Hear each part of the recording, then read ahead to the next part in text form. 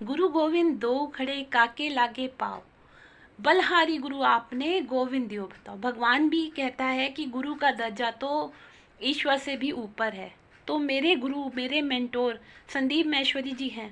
उसके बाद मैंने जिनके वीडियो सुन के अपने आप को मोटिवेटेड किया, तो वो हैं मेरे गुरु जी आचार्य प्रशांत जी। आचार्य प्रशांत जी के वीडियो काफ़ी लोग सुनते हैं और काफ़ी लोगों के पास हैं, गए होंगे, वो जानते होंगे कि कौन है आचार्य प्रशांत जी, कैसा व्यक्तित्व है उनका।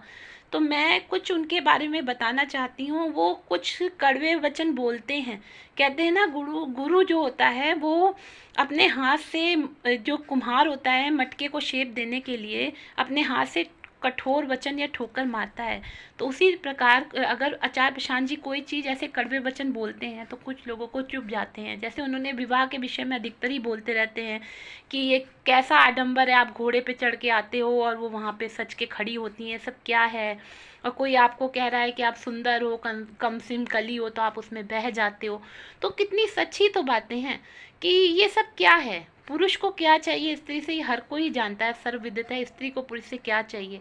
गहने जेवर ये सब चीज़ें, अट्रैक्शन समाज में क्या रह गया है, पैसा, प्यार कहीं नहीं रह गया है। तो ये सच बात ही तो आचार्य प्रशांत जी बोलते हैं। फिर इन झूठे प्यार का नतीजा क्या होता है, बच्चे होते हैं, वो भी इधर उधर बिखर रहे होते हैं।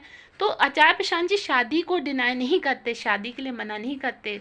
आप किसी भी एज में शादी करो, वो कहते हैं कि ज्ञान अर्जित करो। जो शादी ज्ञान रूपी प्रकाश से होती है ना, वो ज़्यादा अच्छी होती है। आप शादियां कर लेते हो, उसके बाद क्या होता है, डिवोर्स होता है।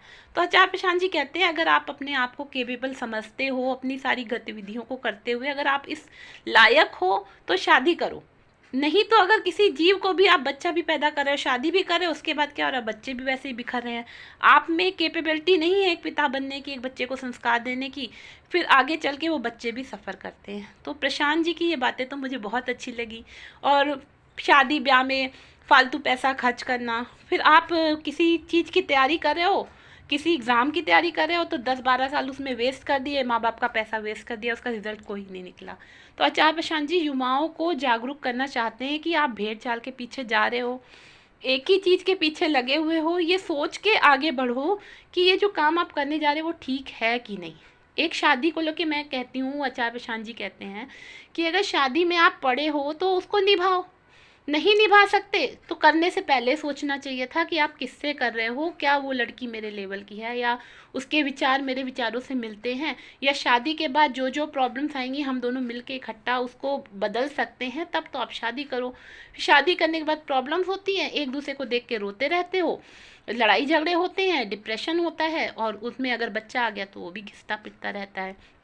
यही चीज़ उन्होंने एजुकेशन, पढ़ाई और रोजगार के विषय में बताई है कि आप किसी आईएएस पीसीएस की तैयारी में 10-12-15 साल 20 साल निकाल देते हो, उसके बाद होता क्या है, रिजल्ट कुछ नहीं आता, घर वापस जा नहीं सकते और कोई काम कर नहीं सकते। तो वो कहते हैं कि 2-4 साल आप प्रैक्टिस करो, तैयारी करो, अगर आपको लगता है कि आप केपेबल हो। 5-6 साल आप जवानी के बिता देते हो, उसके बाद आप किसी प्रैक्टिस में आते हो।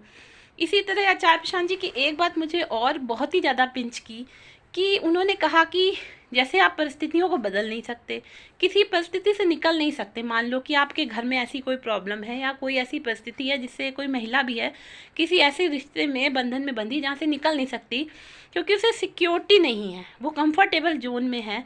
तो आप कंफर्टेबल जोन से कब निकलोगे, कंफर्ट से कब निकलोगे, नहीं निकल सकते तो आप वहाँ पे रह के ही ऐसा कोई रास्ता ढूंढिए जिससे आप निकल पाओ बाहर। और कंफर्टेबल जोन में रहने से कुछ नहीं होगा, जब तक आपको कठिनाइयों का सामना नहीं करोगे, आगे नहीं बढ़ोगे, तो आप कुछ नहीं कर सकते।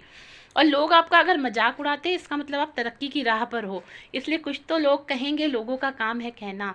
मेरे गुरु आचार्य प्रशांत जी ने मुझको सही राह दिखाई है, मैं उस पर चल रही हूँ। मेरा जीवन उनके प्रकाश में, ज्ञान के रूपी प्रकाश से मेरा जीवन बहुत ही आनंदित हुआ है। और मैं रोज़ उनके वीडियोस समय निकाल के ज़रूर देखती हूँ और चाहती हूँ कि जिस तरह उन्होंने लाखों लोगों का जीवन संवारा है, उसी तरह मैं भी लाखों, हजारों, क्या एक व्यक्ति का भी जीवन मैंने अगर सुधार दिया अपने वीडियो के माध्यम से, मैं अपने आप को धन्य समझूंगी, अपने गुरु को धन्य समझूंगी। Thank you.